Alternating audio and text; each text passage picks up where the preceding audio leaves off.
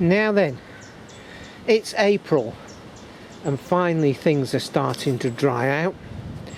We got the tractor out and we've started her up, and she started wonderfully. That was brilliant, that replacing those vanes in that pump. So anyway, it's firewood time, so we've got to cut firewood for next winter. Now some of you will be thinking, it's April, why are you thinking about next winter? Well, this lot has been drying for a year and it wants to be in the shed to continue drying for the next 6 months or so. Now that's important. Now you'll notice that we've got large bits and small bits, and that's important. A, because you're using, well, you're getting the best out of the resources, and B, it's very useful to have these different sized bits of firewood. Now in the UK most of our stoves are relatively small, and I know in America they have big lumps of firewood and big stoves because they've got big houses, but they've got more resources there, or you've got more resources there. Anyway, it's time to start thinking about this. So what I propose to do is to start the tractor up and start processing a bit of this firewood. Now there are different methods for different size bits of wood, so let's just move the camera, grab hold of a bit of wood and talk about it. Okay, right, so we've got the big lump. Now I sharpened the teeth up yesterday, I think, so to get a bit more of an edge on them. Yeah, so we want the right distance along here, and then this rocks forward and we cut a section off, move that over there, move it along, cut another section, move it over there. And once we've got rounds, then it's a matter of cutting them through like that. I don't split because that's stress on your shoulders. Now whenever you're cutting anything, you move that out of the way, keep the thumbs in, not there, they're out here. It's important, yeah, you don't want to lose a thumb. Okay, so that's with the big logs. With the small stuff, this is a bit of hazel, so this won't be too bad. But what I tend to do is just go nick, nick, nick, and then cut it off. And those little nicks allow moisture from within the round to find its way out. And this is especially important with small diameter ash and birch. The small diameter ash tends to hold on to its moisture because the bark won't allow the moisture to move out, whereas with hazel it will.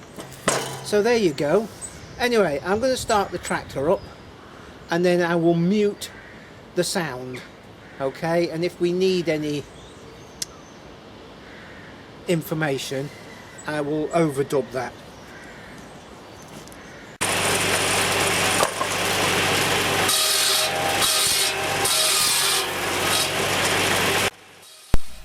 So we'll start off with that piece of hazel. Now the bark on this hazel is relatively thin, so doesn't really need the notches, but I'm doing it anyway. Yeah, it's hazel does burn quite well, and of course this small diameter stuff is very good for cooking. Now we're onto this big lump of ash, and it's well seasoned, so it's awful hard, and the saw's having a bit of a hard time getting through that. The grain, especially at the butt end where there'll be some twisted grain there, but as you can see it really is working quite hard to get through that. But dry ash is, look, there you go, you see it, there's no sign of any moisture in that wood. And away we are, go again, slightly smaller diameter here, but still making the saw work hard. But there you go, and we're through. Now looks like, what are we going to do now? Oh yes, well, are we going to cut it lengthways? No, I don't think so. I think we'll cut a length plus a short bit, and so we're just steadily cutting through this.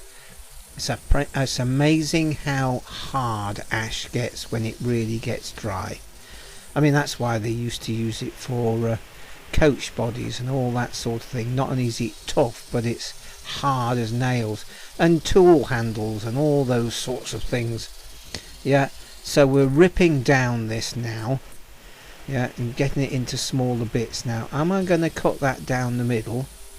Doesn't look like it. No, I've probably decided the pieces will be a bit too wide, so cut that into 3. Yeah, and of course ripping down like that, it's quite easy. Yeah, and you're not actually taking the wood somewhere else and then bending down and standing it up on a block and then swinging a splitting maul. Yeah, you're just the same operation. There we go, ripping it down.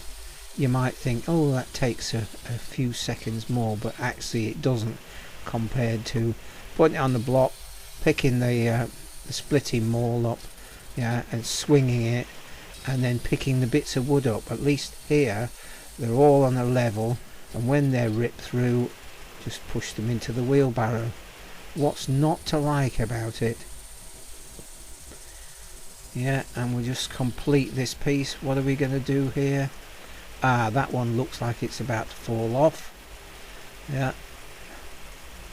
Yeah, so we're on to the smaller diameter stuff there, you see, from the top, so we don't have to split it as much. Now we're into this butt end.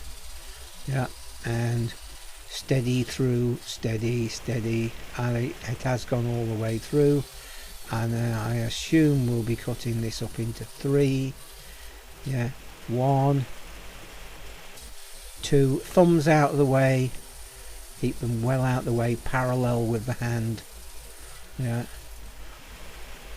In the past, of course, shingle makers and all sorts of things, people like that, who used to use saws, used to lose fingers and what have you, and it's very debilitating, isn't it?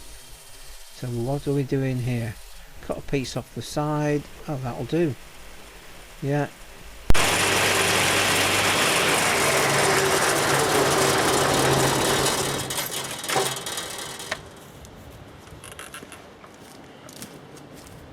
So there you go, that's just a brief explanation. Of course, PPE, face visor, earmuffs, gloves. Not that the gloves will protect you from that spinning blade, but bits of bramble thorn and all that sort of thing. Anyway, so there you go, and I will be doing 3 or 4 of these big double wheeled barrows every day for at least a month, if not a bit more. We need between 100 and 120 of these barrows, so you've really got to want to do it. But because we've grown most of this timber ourselves and we're using the best of it, then I'd say it was fairly sustainable. Yeah, you grow your own wood. The only with recent fellings, the only impacts really are the electricity on that steel battery saw, which is great. You can fell a tree sort of this big and limb it out and cross cut it into this length with 1 battery charge. So there's a bit of electricity, but we generate most of that ourselves with the solar. Then there's chain oil, and of course there's the consumables of chains, because chainsaw chains don't last that very long. And then there's the tractor, so we've got engine oil and diesel and various little bits and pieces. But what I tend to do is, because I change my oil very frequently in my car, every 5,000 miles, and because it runs quite sweetly, then the oil that comes out is relatively clean, and it's a petrol car. Yeah. So what I tend to do is dump the oil out the tractor and put the oil from my car into that. And of course, you know, at certain times, it's probably tractor will only do 30 or 40 hours maximum, and it will have yet another oil change. So hopefully we're washing that engine out, and you know, we've got good quality clean oil running through it most of the time. Anyway, questions, comments? Yeah, I can see comments about, oh, you shouldn't stand directly in line with the blade. One person a few years ago now, I mean, they like to get annoyed, don't they? Yeah, I'm a professional so and so, and nobody ever would do that. Yeah. What else? And you know, we got a bit of a dust and we got noise, so therefore with noise is like, you don't do it for too long. Plus, you know, you don't want to be cutting firewood all day because it will do your shoulders and muscles in, and it's a bit tedious, but a bit every day.